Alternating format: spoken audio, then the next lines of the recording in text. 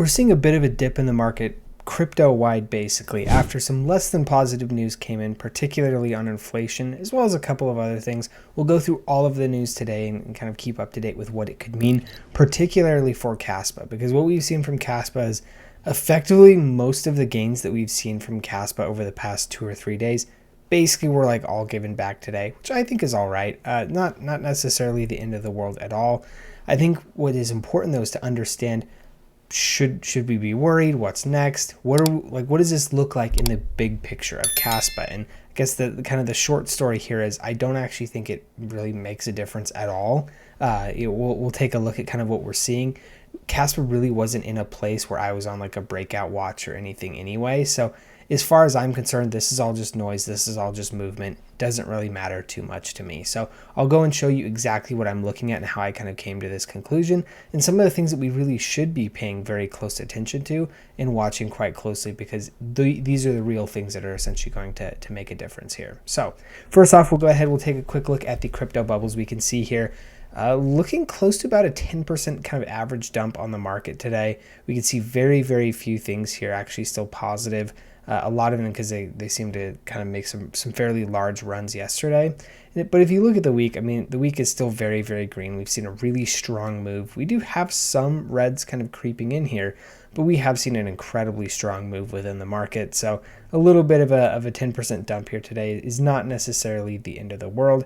However, if we do look at crypto or at Bitcoin, or I guess just general liquidations within the crypto market, we can see here $1 billion liquidated in the past 24 hours, 800 million of that being longs and 237 million of that being shorts. So you can see the market was getting really greedy, really aggressive with placing longs. And so you can see that so many of them have been wiped out, getting us another $1 billion liquidation day. This couple years ago would have been absolutely unheard of. These unfortunately are becoming kind of more and more frequent, and so we are kind of seeing these numbers continue to rise up, particularly on large volume days. You can see here in the past 24 hours, $600 billion in volume, which is an absolutely insane amount. So there is definitely a lot of activity and a lot of action going on within the crypto markets right now. So you do have to be always very careful of volatility and crazy stuff like this happening. So a little bit of a kind of a quick breakdown on the news here is we can actually see in this one post from X, we can see kind of like the majority of things that are happening that are kind of pushing a lot of the bearish sentiment into the market today. So first and foremost, kind of the most obvious one is that PPI and core PPI came way higher than expected. I believe expected, so last month was 2.7, this month expected was 2.8, and I think actual was like 3.7. So it was very, very substantially above kind of what was expected there, which is something that we'll have to kind of see how the market reconciles with over the next little while. Is this something that was, kind of just a little bit of a dip going on in here? Are we going to see a nice little rebound or a bounce coming in? Are we going to see kind of continued move to the downside for the next little while? Hard to say for sure, but kind of at least what we're seeing right now is, the PPIs is really kind of what's moving the majority of the markets.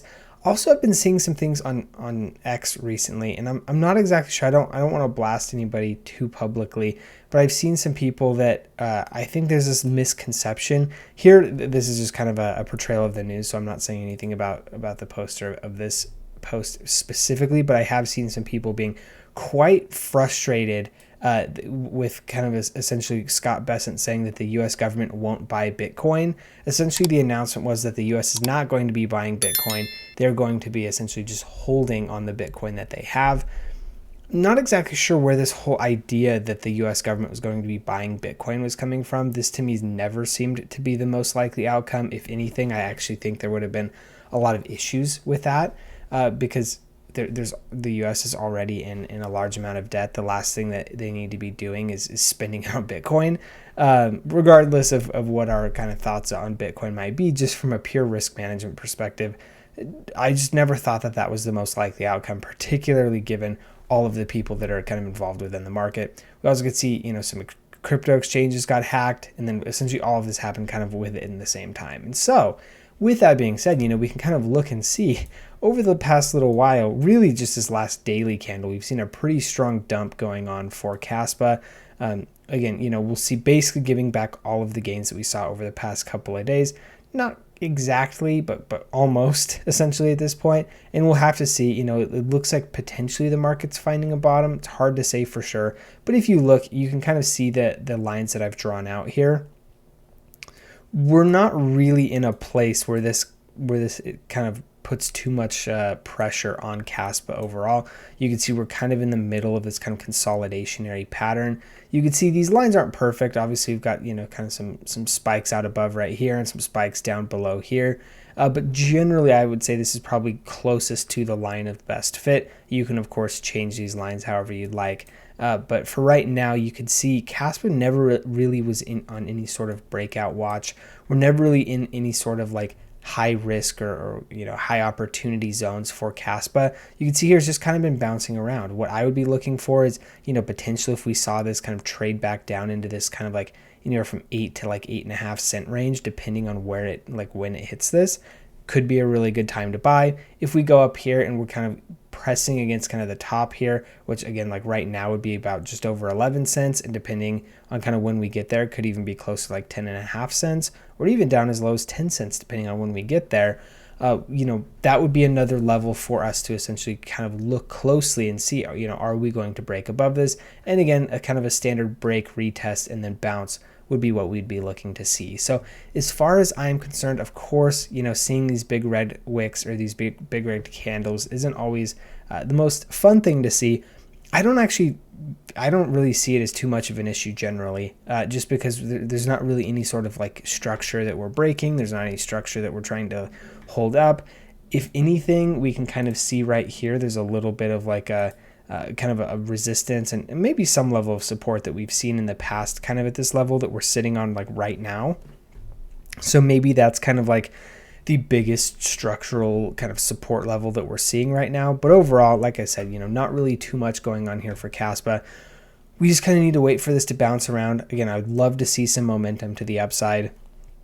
So far, a lot of the movements that we've seen out of Kaspa have been relatively small and not really that, that earth-shattering. So we'll have to see kind of how it ends up working out. But at least for right now, I'm still feeling pretty good about Kaspa. Nothing has really changed from a fundamental perspective with Kaspa, at least in my opinion.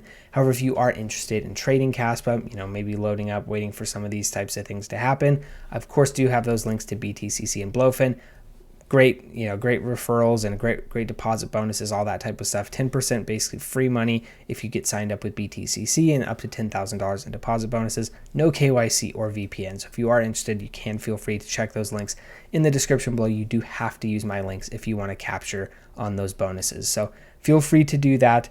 Moving along, I wanted to take a quick look at some of the things that we've seen within the Kaspa space as well. There's been a lot of kind of, I would say, general uproar from the Kaspa community about some different things that have happened. Kind of most notably, we've seen something here with Coinbase deciding to list the useless coin. Essentially, they're saying all listings are free and we are carefully reviewing all assets. That's kind of like one of the things that they say you can see down here.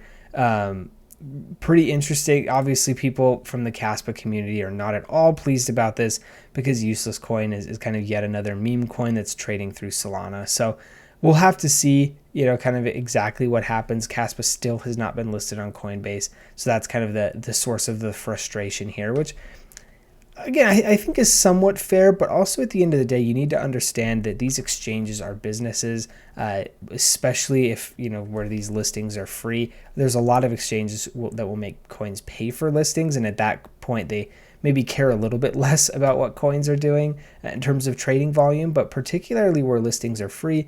And on a lot of these larger exchanges, there's kind of two things primarily that they need to see. First off is some level of security. Again, I don't really know how they get around this with meme coins, but the second one is volume, right? If nobody's really trading your coin and the volume is low, then it's not going to be really that lucrative for the exchange to list it. So we'll have to see. Obviously, Kaspa does somewhat great volume. I don't know how, obviously, that the Coinbase team is kind of deemed that they don't expect that Coinbase will bring, or that Kaspa will bring great volume to Coinbase. And so for that reason, they're probably holding off on the listing there. Not exactly sure kind of, what level or what threshold needs to be hit. This actually takes me to another X post here. We could see the Kaspa's proposed architecture versus the other models. You can see Solana. From what I understand, we got the synchronous composability, which in my mind means like throughput, and then sovereignty essentially meaning like decentralization. Well, Solana is good for throughput, not decentralization. Ethereum, Cosmos, Polkadot, all the other rollups, things like that, are good for decentralization, but not throughput. I would say the rollups probably should be maybe like kind of in this range, because they do have good throughput and they are on Ethereum. So, the decentralization is a little bit better, but there is still that single point. So I don't know that I would put rollups down here. I think that's probably a bit wrong. I'd be putting them up here. But again, kind of TLDR, Kaspa is the one that kind of solves both, right? However, this is the key piece right here, proposed. This is if we do something that we think we might be able to do, then it would do this, right? Well, I mean, yeah, okay, then move Solana over here and then also move Ethereum up here, because this is what everybody's trying to do, which is solving the trilemma. And so I think that that's the really important piece here, is that this is theoretical, this is not actual. And so I think that's probably some of the reason why we're seeing some hesitancy and some resistance and some kind of maybe slow adoption from some exchanges of actually listing Kaspa, is because it's still so early on in development. And this is something that I've mentioned multiple times with Kaspa specifically, is it's just very, very new, and it's trying to essentially catch up to everything else that already exists on blockchain, because they're using a block DAG. And so they've got to essentially develop the block DAG infrastructure first, and then integrate basically everything else that blockchains already have on top of it. So it is quite far behind, I would say, in terms of like actual, usability, UI, things like that. They're essentially working on the architectural infrastructural pieces of Kaspa, where everything else is now kind of at the point where they're trying to work on UI, UX, usability, a lot of that type of stuff. And so that is one thing that I think is really important to understand. Now, the last thing that I have here is talking about the Monero 51% attack and why that would be far harder to pull off on Kaspa. Essentially, Monero, in August 2025, there was a 6-block reorganization you can see right here on Monero's chain, orphaning around 60 blocks. Many in the industry describe this as a successful 51% attack. And this is essentially, this was due to like some things happening with Cubic. Again, this is another one that's actually been getting a lot of action, or a lot of attention lately. And this is something that actually people have kind of been comparing to Kaspa a decent bit recently. So pretty interesting that kind of Cubic was involved in this. But overall, this is essentially an article talking about all of the different reasons and all the different things, kind of speaking to that decentralization and that kind of security level, as to why that would be harder to do with Kaspa. So if you are interested, this is from Kaspa Daily, so you can go check them out and kind of read out the article here, which is, of course, pretty cool. Just in the interest of time, I don't want to read through the whole thing here. But overall, hopefully you found the information in this video useful. Essentially kind of the TLDR of this video, basically meaning like, I guess the summarized version, for those who don't know what TLDR means, the summarized version essentially meaning I'm not really concerned about any of the movements happening as it relates to Kaspa. I think some of this inflation stuff was not necessarily expected, but also not necessarily unexpected. And I think long term, it's not going to make a huge difference in terms of how things end up working out. So overall, feeling pretty good about where Kaspa's at. I do think Kaspa is going to continue to be a slow burn. There's a lot of development. There's a lot of stuff that has to happen for Kaspa in order for them to get to the level where they're kind of on par with a lot of these blockchains, just because it's a completely new technology. And I don't think that that's necessarily a bad thing. So if you did find the information in this video useful, though, feel free to like and subscribe. You can also click that notification bell so you're staying up to date with all of the new things that I am talking about with crypto and altcoins and all the type of things that are going on within the crypto market. Of course, it moves at a mile a minute. So, we're doing our best to keep up to speed with all the things going on. So also, if you have any, comments, questions, thoughts, feelings, whatever, just drop those in the comment section as well. I do try to read and respond to all of those. So if you have anything that you want me to see, that'd be a great way to do so. Thanks so much for tuning in. We'll see you in the next one.